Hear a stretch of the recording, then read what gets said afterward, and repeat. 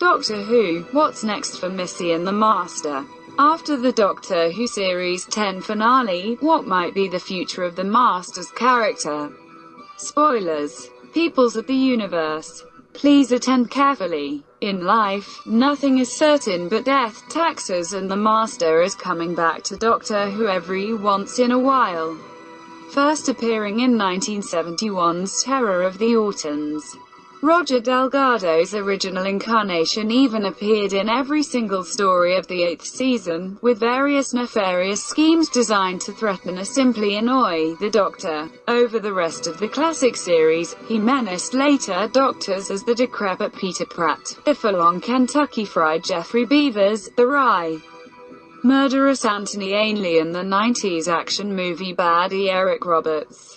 He was a master of disguise, a scavenger, a body snatcher, and as he remarked that one time, he's always dressed for the occasion. This spoiler-free recap of the character was partly for the purpose of those who missed the earlier warning, if you're not fully caught up with the Doctor Falls or the rest of Series 10.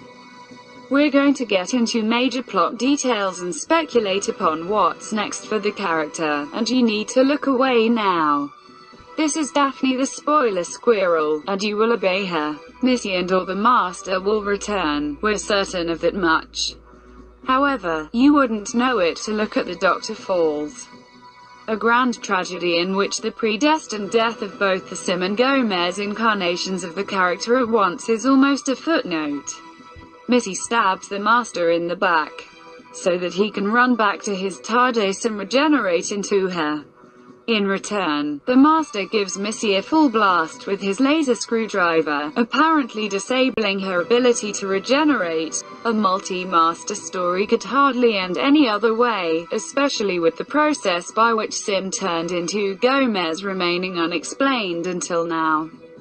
It's a golden opportunity that Moffat grabbed with both hands, but it's a little more surprising that he's closed the door on Missy as completely as he did. Where Missy's betrayal is an act of self-creation, the Master's is an act of self-destruction, which is a beautiful contrast of their two personalities. Sim's Master has always been fueled by rage and hate. He burned like a whole screaming planet on fire, as Missy put it. Whether you're with him or against him, he still hates you to death.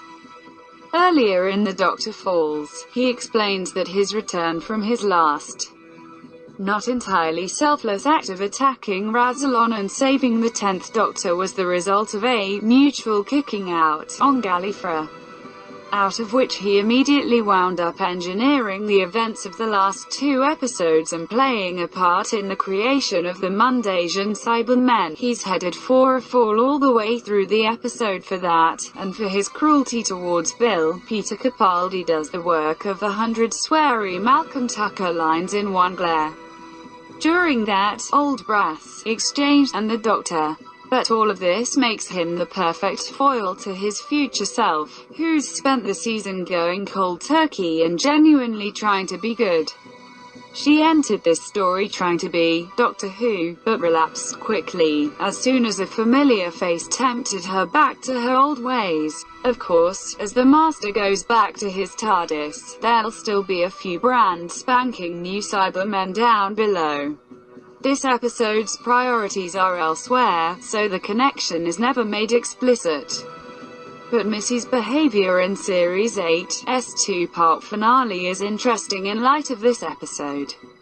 Given how Missy's plan involves a bunch of Cybermen and trying to make an earlier 12th Doctor see things as she does, she may not remember her recent encounter with her past self, but it's interesting how from a chronological point of view, the events of this story might have influenced the Mistress' next big plan. That makes her whole arc the kind of circle that Stephen Moffat enjoys so much. She spends her whole life getting back to the point where she dies because she sides with the Doctor a little too late. The Master's warped psychology is what makes him, her so entertaining to watch in relation to the true north of the Doctor's moral compass. With that in mind, will Missy's contrite personality stick in future incarnations? As Gomez put it in the latest issue of Doctor Who magazine, even the worst psychopath can't be entirely bad. It's basic math. A positive cannot exist without a negative, and so there always has to be a thread of goodness in somebody.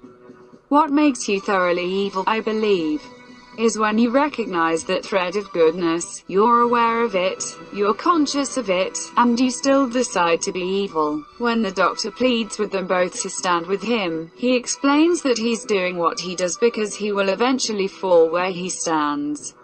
They refuse and, crucially, they both fall anyway.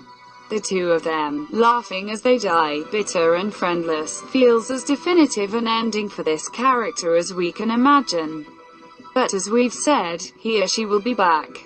Because the Master has appeared to die and come back, without regenerating, countless times over the years. For example, at the end of Planet of Fire.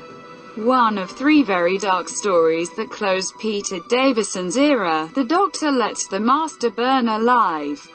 Anthony Ainley was back 5 stories later to annoy Colin Baker's Doctor, with no explanation as to his return. In the new series, the writers have been more diligent about the hows and why's of the Master's trademark resurrections.